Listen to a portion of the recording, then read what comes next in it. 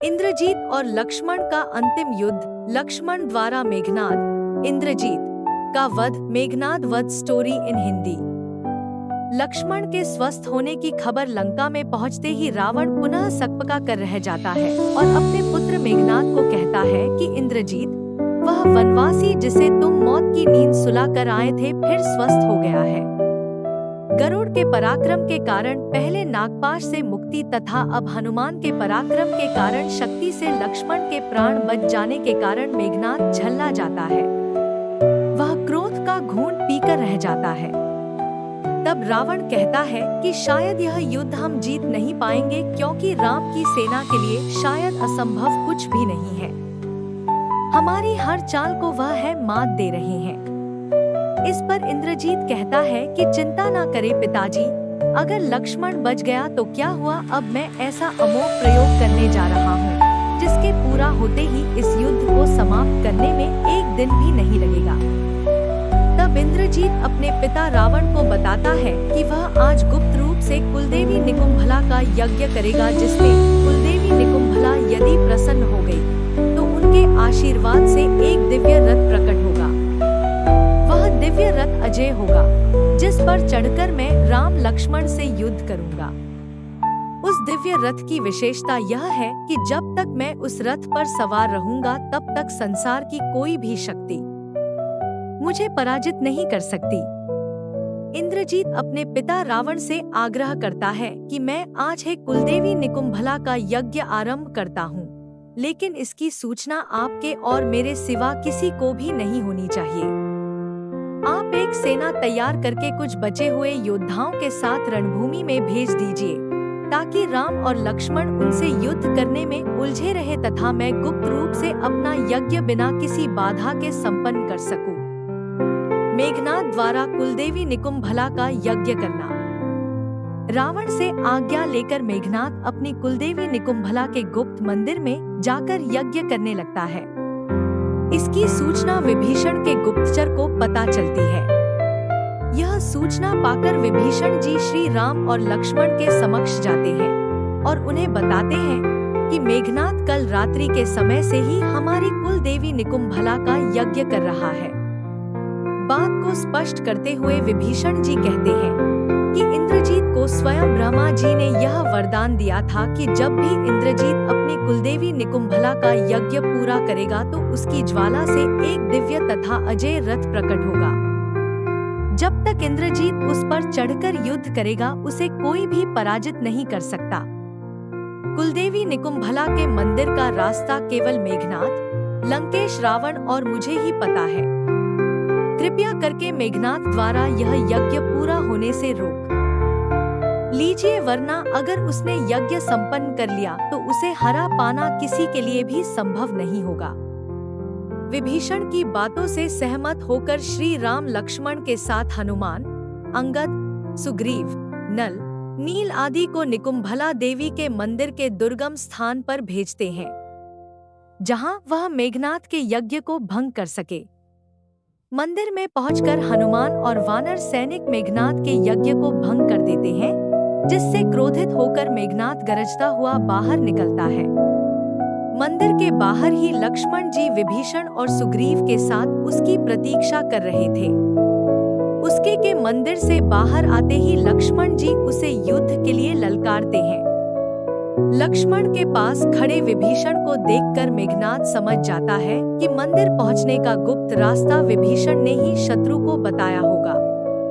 इसी वजह से विभीषण को कुलद्रोही तथा देशद्रोही कहकर इंद्रजीत अत्यधिक क्रोध में विभीषण को मारने के लिए यमराज का अस्त्र यम अस्त्र उस पर चला देता है, लेकिन लक्ष्मण जी अपने एक शक्तिशाली बाण से यम अस्त्र को निष्प्रभाव कर देते हैं। इंद्रजीत और लक्ष्मण ने अंतिम युद्ध। तब फिर से इंद्रजीत और लक्ष्मण जी के मध्य युद्ध छिड़ जाता है, लेकिन आज का यह युद्ध मेघनाद के लिए अंतिम युद्ध था, क्योंकि ब्रह्मदेव ने जब इंद्रजीत को निकुंभला देवी के यज्ञ से दिव्य रथ प्राप्त होने का वरदान दिया था तो उन्होंने यह भी स्पष्ट किया था कि जो भी तुम्हारे इस यज्ञ को भंग करेगा उसी के हाथों तुम्हारी मृत्यु भी होगी। ब्रह्मदेव के उसी कथन के कारण आज मेघनाद की मृत्यु लक्ष्मण के हाथों निश्चित थी। लेकिन फिर भी अपने पराक्रम और वीरता के कारण मेघनाद घमासान युद्ध करता है, लेकिन लक्ष्मण जी हर बार उसके हर बाण को काट देते तथा निष्प्रभाव कर रहे थे। अपनी पराजय को सामने देखकर इंद्रजीत अपने सबसे घातक महाअस्त्रों का प्रयोग करता है। इंद्रजीत सबसे पहले ब्रह्मास्त्र का प्रयोग लक्ष्मण जी पर करता है, लेकिन ब्रह्मास्त्र लक्ष्मण जी के पास जाकर बिना वार किए वापस लौट जाता है। यह देखकर इंद्रजीत हैरान हो जाता है। इसलिए वह क्रोधित होकर भगवान शिव का पाशुपतास्त्र लक्ष्मण जी पर चला देता है, लेकिन पाशुपात अस्त्र भी बिना प्रभाव किए ही वापस लौट आता है। प्रयासर्थ इंद्रजीत त्रिलोकी की अंतिम शक्ति भगवान विष्णु का सुदर्शन चक्र का अस्त्र लक्ष्मण जी पर चलाता है, लेकिन जो कि लक्ष्मण जी शेषनाग का अवतार थे, इसलिए वह सुदर्शन चक्र लक्ष्मण जी की परिक्रमा करके वापस मेघनाद के पास चला जाता है। यह देखकर मेघनाद को विश्वास हो जाता है कि लक्ष्मण और श्री राम कोई साधारण मानव नहीं है, वह निश्चित है भगवान का कोई अवतार है। यही समझाने के लिए मेघनाद युद्ध छोड़कर रावण के पास आता है और बाहर से ही उन्हें संबोधित करने लगता है। रावण मेघनाद का अंतिम संवाद। अपने पुत्र इंद्रजीत को ऐसे व्यथित देखकर रावण समझ जाता है कि इंद्रजीत का यज्ञ पूरा नहीं हुआ है। पूछने पर इंद्रजीत बताता है कि आपका छोटा भाई कुलद्रोही विभीषण शत्रु को मंदिर के गुप्त स्थान पर ले आया और उन्होंने मेरा यज्ञ विध्वंस करा दिया। तो मैंने क्रोध में विभीषण पर यमराज का यम अस्त्र चलाया, किंतु लक्ष्मण ने अपने तीर से उसे निष्फल कर दिया। तब इंद्रजीत रावण को बताता है कि आज मैंने लक्ष्मण पर त्रिदेव की शक्तियों से भी प्रहार किया, लेकिन त्रिदेव का कोई भी अस्त्र लक्ष्मण को तनिक भी हानि नहीं पहुंचा पाया। यह देखकर मुझे विश्वास हो गया है कि श्री राम और लक्ष्मण अवश्य ही भगवान के अवतार हैं। आज मेरी मृत्यु निश्चित है, इसलिए मैं आपको एक पुत्र होने के नाते यह परामर्श देने आया हूँ कि आप खुद को और लंका नगरी को विध्वंस होने से बचा लीजिए।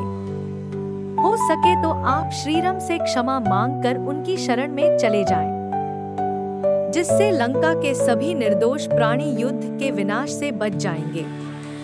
अपने वीर और सबसे पराक्रमी पुत्र इंद्रजीत के मुंह से शत्रु की इतनी प्रशंसा सुनकर रावण को क्रोध आ जाता है और वह इंद्रजीत पर क्रोधित होकर बोलता है कि इंद्रजीत, शायद तुम अपना मानसिक संतुलन खो बैठे हो जो ऐसी अनर्गल बातें कर रहे हो। मेघनाद, इंद्रजीत का वध। तब रावण अपने पुत्र को कहता है, इंद्रजीत, यदि तुम्हें लगता है कि राम और लक्ष्मण भगवान का अवतार है, तो तुम चाहो तो अपने भवन में जाकर विश्राम कर सकते हो। यह मेरी लड़ाई है, मैं इसे खुद ही लड़ लूंगा। इस पर इंद्रजीत कहता है कि मुझे क्षमा करें पिताजी, मैं एक कायर बनकर जीवित रहने से बजाय एक वीर योद्धा की भांति युद्ध में लड़ते हुए वीर गति को प्राप्त होना उचित समझूंगा। इसलिए मैं युद्ध करने के लिए अवश्य जाऊंगा, चाहे मुझे स्वयं भगवान से भी युद्ध क्यों न करना पड़े, लेकिन अपने वीरता को दाग नहीं लगने दूंगा। यह कहकर इंद्रजीत पुनः रणभूमि में आ जाता है और लक्ष्मण से युद्ध करने लगता है। कुछ समय के युद्ध के पश्चात लक्ष्मण जी अपना महाशक्तिशाली बाण द्वारा इंद्रजीत पर प्रहार करते हैं, जिससे इंद्रजीत का मस्तक कटकर भूमि पर जा गिरता है और इस तरह लंका के सबसे शक्तिशाली तथा पराक्रमी योद्धा मेघनाद, इंद्रजीत का अंत हो जाता है। मेघनाद के शव को लंका में सौंपना। इंद्रजीत का शव देखकर जामवंत और सुग्रीव जी श्रीराम से यह कहते हैं कि इस असुर कुमार ने हमारी सेना को हद से ज्यादा क्षति पहुंचाई है और इसने आप पर और लक्ष्मण जी पर भी नागपाश और प्राणघातिनी शक्तियों का प्रयोग किया था। इसीलिए इसके मृत शरीर की हम ऐसी दुर्गति करेंगे कि कोई भी असुर इसे देख तक नहीं पाएगा। लेकिन उनकी यह बात को अस्वीकार करते हुए श्रीराम कहते हैं कि यह उचित नहीं है। इंद्रजीत केवल तब तक हमारा शत्रु था जब तक वह जीवित था, मरने के बाद कोई किसी का नहीं होता। मैं इस वीर असुर कुमार की वीरता को प्रणाम करता हूँ। तब श्री राम हनुमान को यह आदेश देते हैं कि मेघनाद के शव को पूरे सम्मान के साथ लंका को सौंप दिया जाए।